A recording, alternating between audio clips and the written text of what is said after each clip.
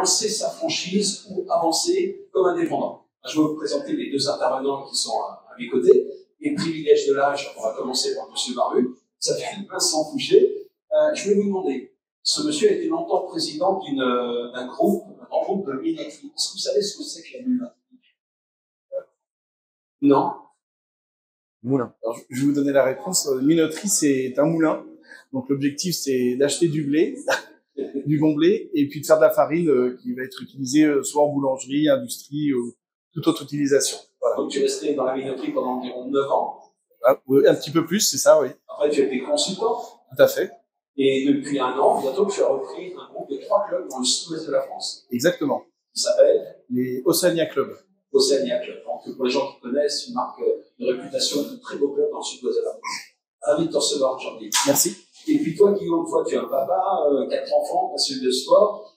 Tu exploites les salles depuis 2007. C'est ça. Tu as lancé le concept Correspa, dont on va parler très rapidement, en franchise en 2015. Donc, Correspa, c'est quoi exactement? Correspa, ça te correspond. C'est des salles de sport de 200 mètres carrés spécialisées dans le suivi personnalisé. D'accord, donc tu es spécialisé dans l'encadrement personnalisé. C'est ça, c'est pas un club où on fait du suivi, c'est du suivi. Et en plus, on accompagne en autonomie également avec un suivi connecté. Ok, donc le thème de la journée, vous avez compris, ce sont des gens qui maîtrisent leur sujet.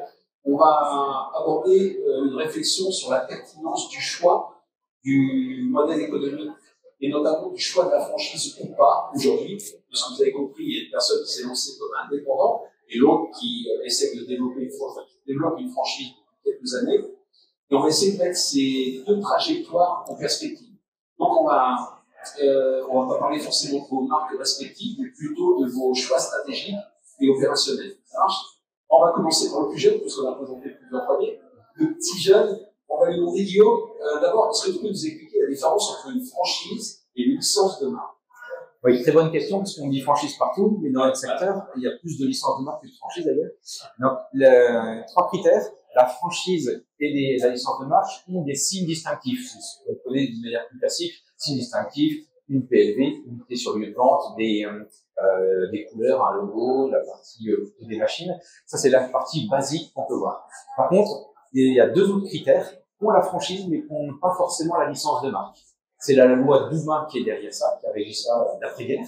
Le deuxième critère, c'est l'obligation de transmettre le savoir-faire.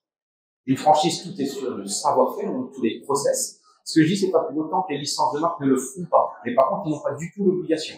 Donc, il y en a qui le font, il y en a qui le font en partie, il y en a qui le font pas du tout. Le franchiseur, lui, quand c'est une franchise et pas une licence de marque, a l'obligation de.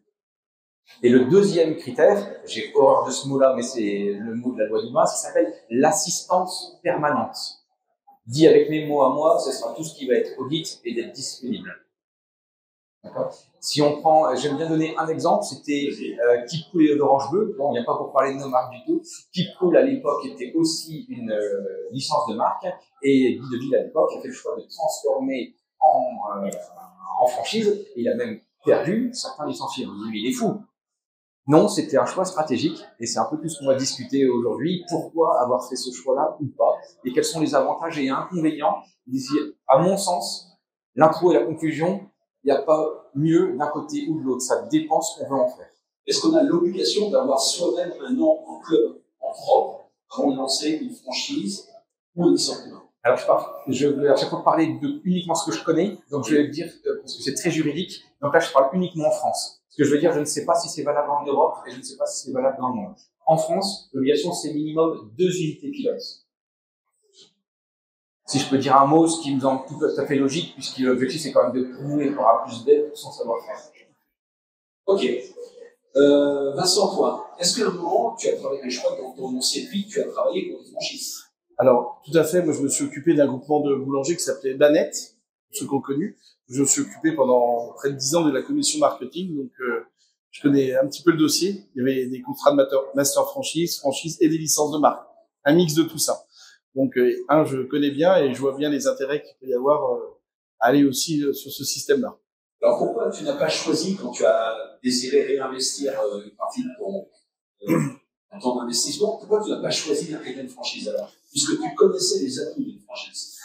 Disons que ça Ça s'est passé par le produit. En fait, le projet de reprise qu'on avait avec mon épouse, c'était d'abord de reprendre un club qui était plutôt bien implanté, qui avait une très bonne image, et aujourd'hui, il n'y avait pas d'intérêt immédiat de toute façon d'intégrer une franchise, d'en développer une au travers de ces salles, puisque c'était déjà des salles qui avaient une très bonne réputation, un très bon savoir-faire. Et nous, dans un premier temps, on s'inscrit dans la continuité, dans la reprise et dans l'observation. Donc, on n'avait pas une nécessité d'être accompagné par des personnes ou un franchisé. Donc, il n'y avait pas pour toi de risque, en tant qu'indépendant, il n'y avait pas de risque de reprendre une entreprise comme ça? Non. Non, pas, clairement non, et c'était l'analyse qu'on en avait sur cette entreprise-là. Je dis bien que dans un autre contexte, en fonction du produit ou du projet qu'on aurait pu imaginer, on se serait peut-être tourné effectivement sur des concepts accompagnés. D'accord. On va parler des opportunités, après on va peut-être des difficultés. On parle des opportunités. Guillaume, quand quelqu'un vient te voir, un franchisé potentiel, vient te voir en disant qu'est-ce que vous allez m'apporter, c'est quoi les principaux avantages que tu en as? Il y en a beaucoup, et les principaux, ça va dépendre franchement du parcours de la personne. Parce qu'en fonction de son passé, ce ne sera pas les mêmes avantages qu'elle va venir chercher ou pas. Et encore une fois, c'est pas mieux de partir en franchise ou sans. Ça va dépendre de son lieu. Très, très, très souvent. Il y a quand même plusieurs métiers dans notre métier. Et on peut pas être expert dans chaque domaine. La franchise permet quand même d'avoir plein de métiers support qui permet d'être à disposition. Tu parlais dans le marketing. Typiquement, c'est un exemple majeur dans le marketing. Un plan de la semaine dernière, j'ai transmis le plan marketing 2025, bien entendu à personnaliser, mais il est donné avec des visuels, etc. C'est un temps monstrueux. Donc ça, c'est un exemple parmi tant d'autres. Mais c'est, je veux dire, tout est regroupé derrière l'accompagnement. C'est un partage de réseau. Si on prend la création, parce qu'en fait, je sépare en deux la partie création, et une fois qu'on a créé, il y a bien entendu le suivi au quotidien de l'exploitation. Donc, l'idée, c'est d'être en compagnie. Il y a un process pour chaque étape. Donc, de la création, comment on s'y prend? Tu as des personnes, c'est la première fois qu'ils vont venir être entrepreneurs. Comment on s'y prend de la création?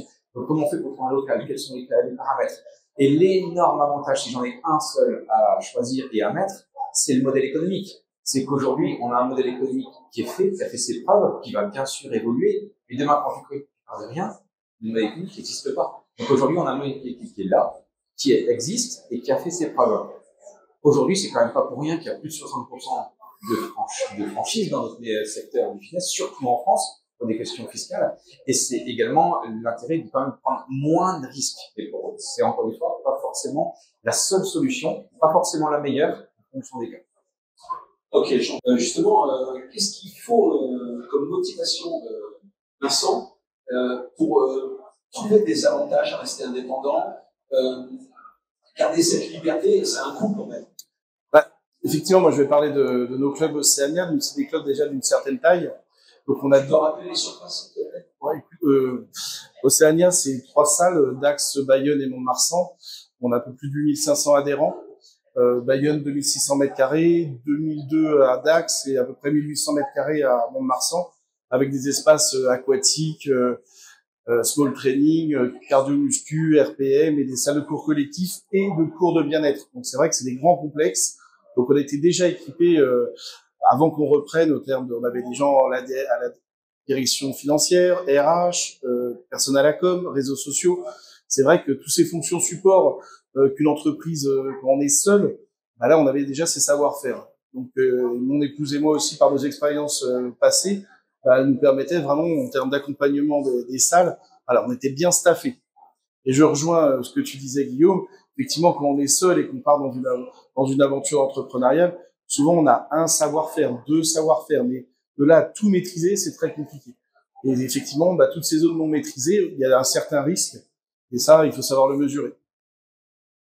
Ok, aujourd'hui on va à salon de la franchise et on va voir les 10 marques numéro 1. Pierre-Jacques a fait un peu le tiercé tout à l'heure. Guillaume, on est pour toi. Aujourd'hui, la notoriété attire les gens intéressés pour se lancer dans la franchise. Qu'est-ce qu'on peut espérer comme développement quand on fait partie du trio de tête? J'adore ta question parce qu'on me la pose souvent. Et la réponse, il faut quand même définir ce que tu mets derrière notoriété.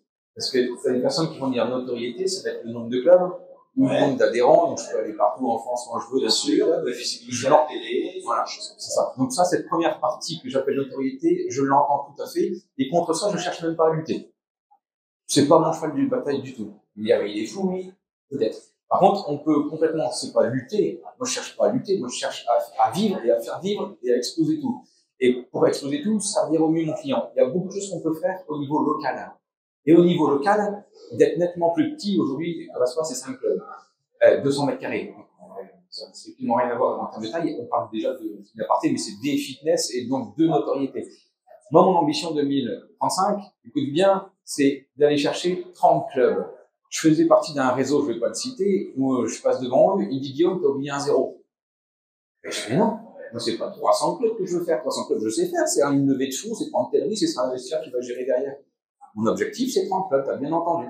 Mais par contre, ce que je vais te garantir, c'est la motivation dans l'équipe, comment on prend en charge nos clients. Et la même chose, mon objectif aujourd'hui, c'est mes clients, vous l'avez compris, mais l'équipe derrière, franchiseur, franchisé. Et ça, il n'y a pas de prix. Et ça, on peut pas le piquer à quelqu'un d'autre. Effectivement. Alors justement, tu as parlé de concurrence locale, je vais parler à Vincent, je vais interroger Vincent. Vincent, je connais un peu ton coin, tu as une concurrence très dense autour de chez toi. Est-ce que tu te sens de taille, les mastodontes, tout le monde, est-ce que tu te sens de taille à rivaliser avec eux? Sur quoi tu t'appuies? En gros, quels sont tes avantages concurrentiels par rapport à des franchises? Effectivement. La télé, tu vois? Non. Non, déjà, encore. Ce qui est le plus important au niveau de notre ambition, au niveau de nos clubs, déjà, effectivement, le B.A.B.A., c'est des clubs bien équipés, ils sont propres. Ça peut paraître simple, mais c'est important. L'accueil, nous, il y a des humains à l'accueil, c'est pas des automates.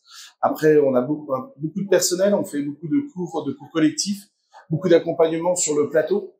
Là aussi, pour que les gens progressent, on fait des bilans, on fait des programmes personnalisés, quelque chose de très humain. Et aussi, on est très attaché à l'ambiance, à l'atmosphère qui règne dans les salles.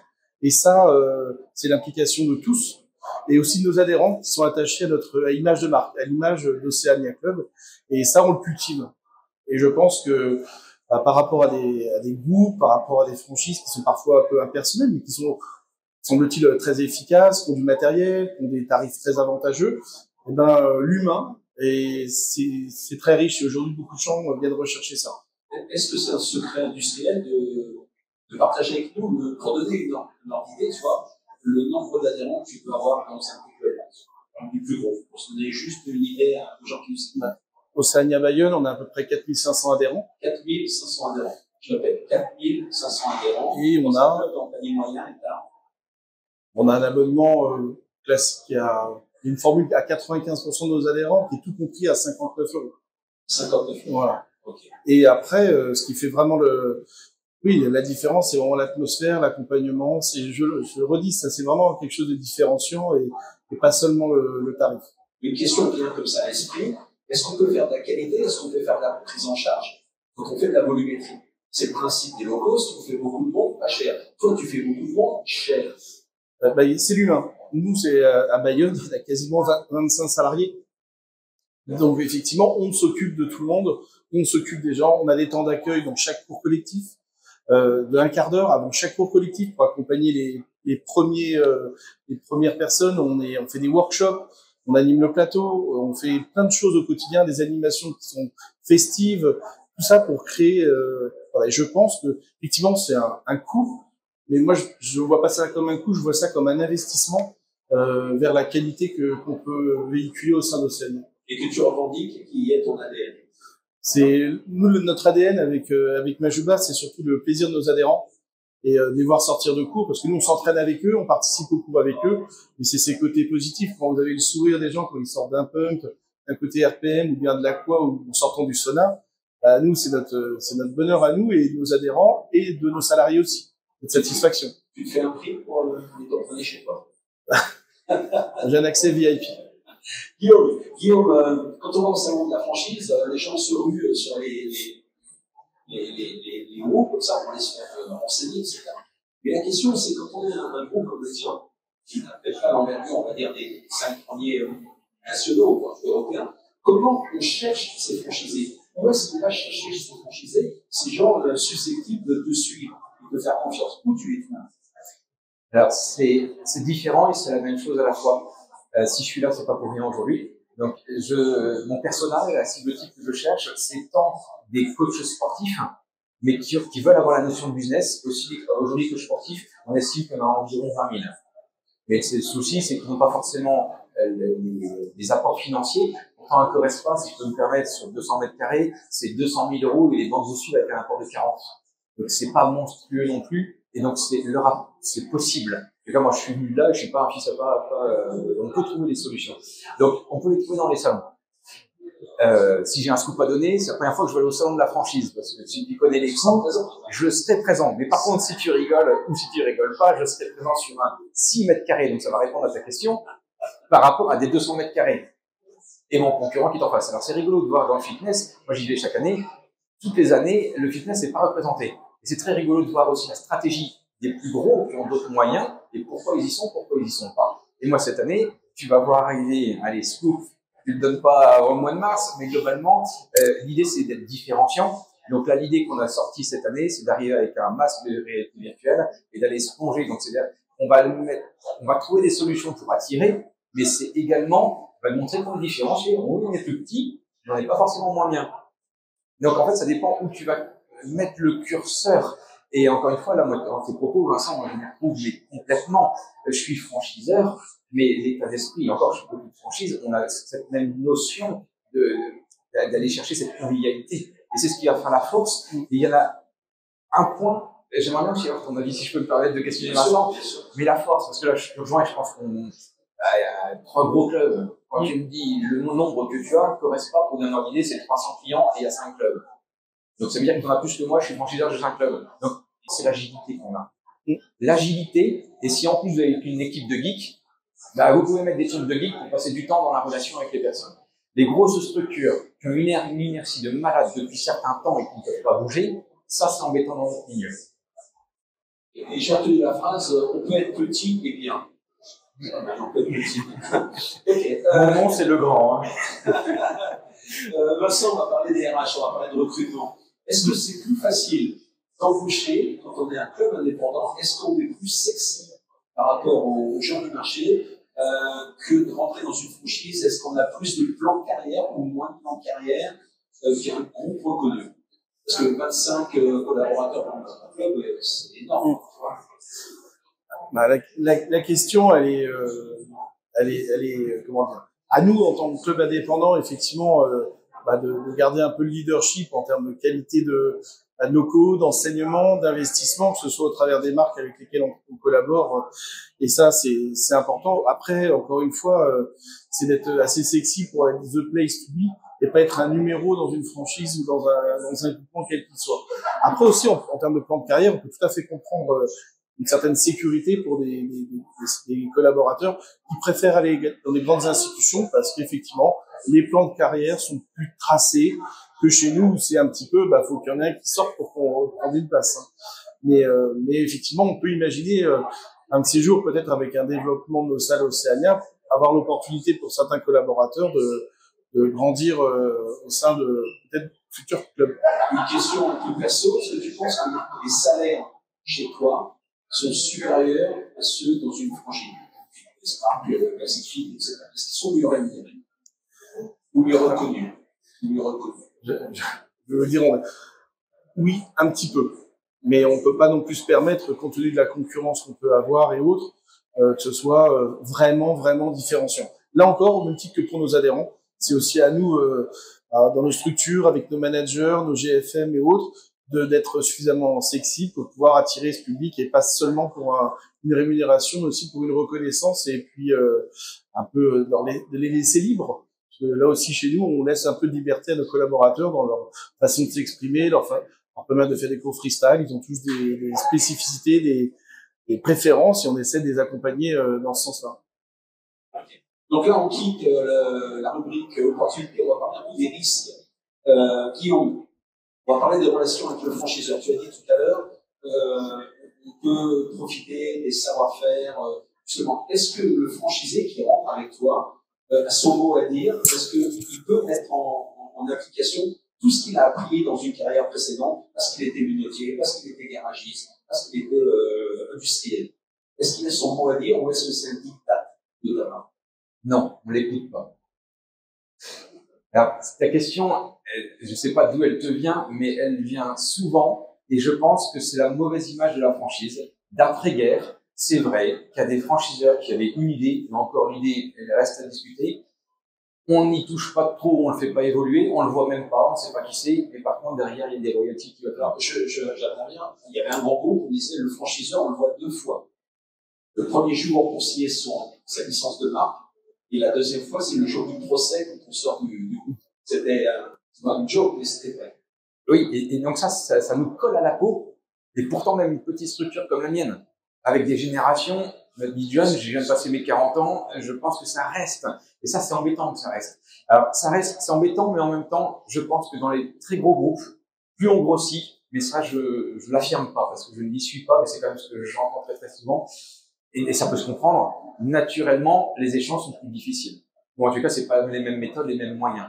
Nous, à Correspa, il y a une partie qui est, je vais pas dire qui est vrai ou faux, mais prendre une franchise, quand on le fait en connaissance de cause, c'est respecter le concept. Donc ça, si tu me demandes est-ce qu'on peut bouger le concept, la réponse c'est non. Dans ces cas, on n'est pas fait pour bosser ensemble. Le concept, non. Par contre, le concept, il évolue. Et heureusement, on a dû digitaliser du jour au lendemain. Un exemple parmi tant d'autres. Là, on retire le matin de massage, un des services qu'on a mis depuis plus de 17 ans. Donc, il évolue. Et comment on le fait évoluer? Eh ben, en écoutant, en échangeant. Et en effet, là, on va avoir plein de manières de discuter et d'échanger. On a des manières descendantes qui sont plutôt des formations. On a des montées ascendantes qui sont plutôt des commissions. On a des temps d'échange qui sont mis. Globalement, on nous voit à peu près une fois par mois. Pour donner un ordre d'idée, avec des manières et des méthodes différentes et des supports différents. Je me fais l'avocat du diable. Est-ce que c'est pas plus facile d'imposer son point de vue quand on rentre dans une franchise naissante, où le mec, où le franchiseur est dans l'attente, que dans une franchise qui a déjà un certain statut, un certain développement, tu vois? Ça dépend franchement de la maturité du franchiseur et la maturité du concept en tant que tel. Si tu parles de mon cas, de mon histoire, ça faisait 17 ans que l'équivalent j'ai créé en 2015, on a tapé la crise, donc on va dire on a commencé à le développer après. Le modèle économique était complètement fait. Et j'ai mis, moi, perso, plus de 3 ans, parce que je suis un peu méticuleux quand même, pour aller chercher vraiment le modèle économique. Une des questions que tu me poses pas, mais que je me pose à moi-même, c'est pourquoi tu grandis pas plus vite? Parce qu'en effet, je refuse des personnes. Et je refuse des personnes parce que je ne désire pas changer certaines choses. C'est un argument commercial, c'est pas vrai. Non, parce que tu écoutes, mais le modèle économique en tant que tel, les 4 services, je ne vais pas en mettre un si je lui demande de rentrer à Correspa. Ça, c'est certain. Donc, il y a rien pour moi, c'est plutôt, est-ce qu'on voit dans la même direction ou pas? Avec un franchisé, on se recrute mutuellement. Il n'y a pas de lien de subordination. Donc, je suis pas là pour te vendre quelque chose. Est-ce que tu veux avancer avec moi dans la même direction ou non? Et ce qui est génial, c'est que cette loi du 20 qui est venue, c'est que ça définit les rôles et les missions de chacun. Donc, si on connaît bien les rôles et les missions et on s'éclate chacun dans son domaine, on a notre place ensemble. Quand ça va pas, c'est quand le franchiseur va prendre la place du franchisé, concrètement, ingérence et management, souvent c'est ça. Le franchisé est indépendant juridiquement et financièrement. Et la deuxième chose, ça ne va pas si le franchisé veut aller sur la partie du franchiseur, globalement refaire le concept. D'accord, ok, c'est clair. Vincent, tu as repris des clubs, des gros clubs, donc c'est un certain investissement. Quand tu vas voir un banquier et que tu intègres une franchise qui passe à la télé, on va dire, les portes s'ouvrent peut-être plus vite. Est-ce que toi, tu as rencontré des obstacles financiers parce que tu étais indépendant, notamment bancaire? Est-ce que c'était plus compliqué pour toi d'être suivi? Alors, première chose, c'est que sur la cible, donc les clubs Océania, c'est des clubs qui se portaient plutôt bien. Donc là aussi, c'est plus facile pour un banquier d'aller prendre des garanties sur des entreprises qui fonctionnent. Donc là aussi, c'est facile. Notre expérience passée qu'on a pu avoir avec Majuba était plutôt très positive, puisqu'on a repris des entreprises familiales et on a réussi à multiplier le chiffre d'affaires par 4, voire 5. On est commencé à 10 salariés, on a fini à 50. Donc ça aussi, d'avoir un parcours avec une certaine réussite, ça nous a bien aidé. Le côté consultant aussi, effectivement, on accompagne les entreprises dans divers métiers. c'est un avantage au niveau de l'adaptabilité qu'on peut avoir et puis les analyses différenciantes. Donc effectivement, oui, il y a des difficultés parce que le métier du fitness, aujourd'hui, avec le Covid, mais comme dans d'autres entreprises, est mal noté. Et vous arrivez, vous dites, ouais, je vais ouvrir une salle de sport, je suis indépendant, je vais ouvrir à tel endroit. Je pense que c'est très compliqué. Là, effectivement, d'être accompagné par un concept de franchise, effectivement, ça aide, puisqu'il y a des accords qui sont passés entre les franchiseurs et des partenaires financiers. Vous amenez tant d'apports, on vous aide à trouver l'emplacement, voici le modèle économique. Effectivement, ça rassure les banquiers et on peut les comprendre. On peut les comprendre. Et effectivement, en tant qu'indépendant, c'est clairement bien plus compliqué. Donc là-dessus, on peut voir un avantage quand même à être accompagné parce que ça ouvre les portes plus. Ça ouvre les portes plus. Après, une bonne idée, bien montée, bien motivée, avec un beau modèle économique, et c'est là où il faut savoir s'entourer de comptables, d'experts ou de personnes qui peuvent vous accompagner, ça aide, parce qu'on peut être un très bon coach sportif, avoir des très bonnes idées marketing, et si derrière on n'arrive pas à montrer ce modèle économique, ce prévisionnel, tant attendu par les banquiers, qu'on ne sait pas maîtriser cette partie analytique, oui, c'est compliqué. Okay. Guillaume, vous avez vu un peu ce ping-pong, on passe de Guillaume à Vincent Guillaume pour passer à un problème. C'est à la télé, quoi, je pense que là... Guillaume, quelles sont les obligations, on va essayer d'être très pragmatique, quelles sont les obligations du franchisé vis-à-vis de son franchiseur en termes de conditions commerciales, de marketing, communication, à quoi doit-il se répondre, on va dire? En une seule phrase, respecter le concept. Donc maintenant, c'est définir le concept. D'accord. Concrètement, on ne va pas sortir une autre offre, un autre service, donc c'est appliquer le concept. Mais qui dit concept, tout à l'heure on parlait de la PLV, des chartes de marque, on ne rajoute pas une autre machine. Donc on peut donner toutes ces idées, on peut les faire évoluer. La seule chose, c'est de respecter le concept. Alors on va mettre le pied dans le plat. Moi je travaille pour des gros groupes, c'est pas vrai. On voit des gens qui vont acheter une machine que les autres n'ont pas. Et ils vont te dire, oui mais je suis en licence de marque, je suis pas en franchise. D'accord. On est d'accord. Là, tu m'as posé la question pour la franchise. Moi, je suis franchiseur, pas une licence de marque. Licence de marque, je l'ai définie tout à l'heure. Tu as raison, et ils peuvent le faire. Ma raison principale pourquoi j'ai pas fait une licence de marque, il y en a deux. Ça répond indirectement à ta question. C'était pour garantir à mes clients ou les clients des salles des franchisés d'être servis de la même manière, sans rajouter de machine, sans un autre service, sans une autre technique de vente, sans tous les éléments du process. Donc, c'est d'abord garantir pour le client. Et moi, ça me permet d'aller conseiller chaque franchisé et d'avoir la data avec les mêmes services. Donc pour moi, c'est surtout ça. Et en effet, demain quelqu'un ne le fait pas. Je vais dire des choses qui sont arrivées dans mes clubs. Parce que tu te doutes bien, toujours, pas tout rose, même si mon réseau fonctionne très bien. Mes machines se regardent. C'est un élément du concept. Parce qu'on a fait ce choix-là pour plein de critères. J'arrive lors de l'installation, le deuxième jour d'une installation de club. Deuxième jour. Les machines ne se regardent pas, elles regardent derrière le miroir. Franchement, je m'inquiète vraiment pas, vu la relation que j'ai avec les franchisés. On est au tout début. Et ils connaissent la formation initiale, tout ça, c'est déjà passé. Et j'étais sûr que c'était l'installateur, etc. Et j'arrive en plus pour ça. Et là, ils me disent, ah ben non, en plus, on va pas pouvoir tout faire ici. Voilà. Donc ça, tu vois, ça arrive dans les réseaux. Naturellement, tu expliques le pourquoi, tu expliques, etc. Et tout est compris, parce que tu expliques le pourquoi. À correspond à une entreprise du pourquoi et non pas une entreprise du comment. Mais n'empêche que ça fait partie du concept. Donc oui, on s'y prend comme ça. J'ai une personne qui est venue une fois, tu as raison, et c'était une machine à... Il a pris un accessoire à 20 balles. Non, c'était pas un chausse-pied. J'arrive dans un truc, je vois un chausse-pied. J'étais sûr, c'était un client qui avait oublié son chausse-pied. Donc dans l'audit, alors c'était pas moi, c'était un animateur réseau, et dans l'audit, il faut peut-être rendre ça au client, quoi. Mettez-le dans le vestiaire. Ah non, on a appris ça vient Ikea, ça coûte 5 €. Ben non, ça fait pas partie. Aujourd'hui, cette chose-là, on l'a demandé de le retirer pour l'analyser. Analyser, ça veut dire que ça passe dans les unités pilotes, ça reste minimum 3 mois, et on a tout un cahier des charges pour voir la solidité, l'esthétique, etc. Pour finir, il a été validé. Et c'est pas pour autant, je te vois venir, t'as vu, ils ont raison, ils l'ont mis, donc on l'a mis. Non, on l'a demandé de la retirer, on a expliqué pourquoi, et en effet, on a fait le choix de les mettre, et aujourd'hui, tu les trouveras. Mais pour finaliser, il y a certaines choses en franchise que tu peux mettre en option ou pas en option. Ok. Bien, très bien. Vincent, toi, tu as pris le risque de faire toutes les démarches pour ton club tout seul. Est-ce qu'il y a des lourdeurs administratives que tu as découvertes, que tu ne soupçonnais pas, quand on reprend un club de fitness? Pas vraiment. Pas vraiment. Pas plus le fitness qu'une autre entreprise. Donc au niveau des longueurs administratives, non, j'ai pas eu de difficultés plus que ça. Donc non, pas plus qu'ailleurs. Les longueurs de cabis, différentes choses au niveau autorisation ou autre, non, on n'a pas eu de problématique à proprement dit là-dessus. Je vais vous dire, si vous avez des questions, dans quelques instants, je vais vous laisser interroger nos intervenants. N'hésitez pas, vous pouvez les noter, gardez-les en tête. Ok. Guillaume, quand on monte un groupe comme ça, on a des décalages de compétences.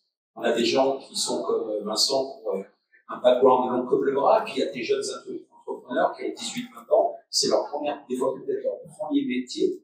Est-ce que le décalage de compétences entre les franchisés, par exemple quand tu fais des réunions, etc., est-ce que ça crée un problème? Comment tu gères les différences de compétences de tes franchisés? C'est une sacrée question. C'est une sacrée question parce que c'est pas une problématique, c'est plutôt une opportunité parce qu'on est complémentaires. Donc moi je le vois plutôt comme ça, je suis plutôt quelqu'un d'optimiste. Mais par contre, en effet, pragmatiquement, enfin vraiment, il y a des difficultés qui se rencontrent. Donc le tout, c'est de bien définir, encore une fois, le qui fait quoi et surtout le rôle de la formation continue.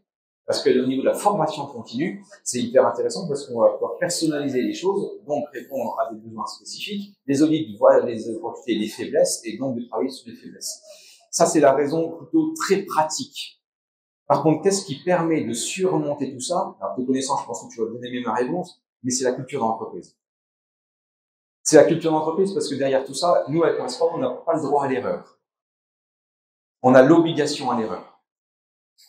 Correspa, c'est pas une entreprise. Correspa, c'est la marque. C'est plein d'entreprises. Et l'ADN ou la vision peut être complètement différente dans tes franchisés aussi. Alors, oui et non. Encore une fois, si la vision d'améliorer la qualité de vie des gens, on se marie pour ça, c'est la même. Et Correspa, c'est une marque, mais par contre, la marque, ça m'arrive très souvent de prendre l'idée de prendre une chaise vide et dire Correspa, qu'est-ce que tu en penses? Correspa existe, Correspa vit, Correspa a une âme, Correspa a une identité. Et c'est là où je te parle de culture d'entreprise et Correspa a la réponse. En temps de crise, Guillaume parle à Correspa. Tu me dis, il est malade ce mec. Mais oui, bah, ça me rassure parce que je sais où il va Correspa. Guillaume, lui, il a des émotions et c'est plus difficile de prendre le bon moment au bon temps. Ça répond à la question. T'aimes bien ma réponse? J'aime bien. Ok. Alors, il y a des gens parmi nous ici qui ont quelques fleurs, pour ça, puis un jour, on peut se poser la question, qu'est-ce que je fais avec les savoir-faire? Je viens vers toi, Vincent. Ça fait X années que je développe un concept, je travaille avec mon mari, je travaille avec des collaborateurs qui sont performants, qui sont top, et je me dis, c'est dommage qu'il n'y ait que moi qui puisse en profiter. Est-ce que toi, Vincent, avec ton background, tu as accompagné des gens et tout ça, est-ce que ça pourrait te titiller? C'est-à-dire que, est-ce qu'un indépendant peut avoir légitimement un jour l'idée de dire, mais moi aussi j'ai envie de lancer une franchise? Alors, bon, nous on est jeunes dans notre métier, dans ce métier qui nous passionne. Donc aujourd'hui, voilà, c'est très éloigné. Aujourd'hui, on a besoin de faire nos preuves, on a besoin de faire grandir Oceania, sûrement de saisir d'autres opportunités, de reprendre des salles ou de faire des créations. On s'interdit pas. Alors on va ouvrir notre 4e salle là, d'ici un mois. C'était pas prévu, une opportunité, on l'a saisie. On est allé voir les banques. Vaste sujet, mais bon, on a réussi à développer ce dossier. Donc effectivement, on s'interdit pas parce qu'on est bien entouré, on est bien staffé et on a une taille d'entreprise qui nous permet d'avoir ces fonctions de support qui nous aident au quotidien à administrer, à gérer, à développer Oceania. L'idée première serait plutôt de développer des salles avec des collaborateurs, step by step, en nom propre ou en association avec des collaborateurs, pourquoi pas. C'est quelque chose de faire grandir des gens, parler de faire grandir les gens dans les entreprises, donc pourquoi pas laisser l'opportunité. Et puis, je pense OK pour lâcher des parts de tes collaborateurs. Ou d'accompagner sur des créations. Il y a toujours un équilibre à avoir quand tu as une franchise entre des clubs succursales et des franchisés. C'est ce qu'on m'a appris. Il fallait faire attention, que les franchisés ne pèsent pas trop lourd. Parce qu'évidemment, c'est plus risqué pour toi s'ils s'en vont. Est-ce que tu as des clubs? Alors, oui, et ça va. Ta question rejoint ce que tu as posé à Vincent. En tout cas, moi, je vais y répondre un peu de la même manière. La question est très, très similaire dans l'état d'esprit. Et l'histoire que j'ai vécue là encore, je parlais des choses qui s'est passées il y a même pas un mois, va refléter cette idée-là. Donc oui, j'avais 2 clubs, et après j'ai ouvert en franchise. Aujourd'hui, sur les, il y en a un 5e qui est en train de se créer. Donc sur les 4, j'en avais 2 à moi et 2 en franchise.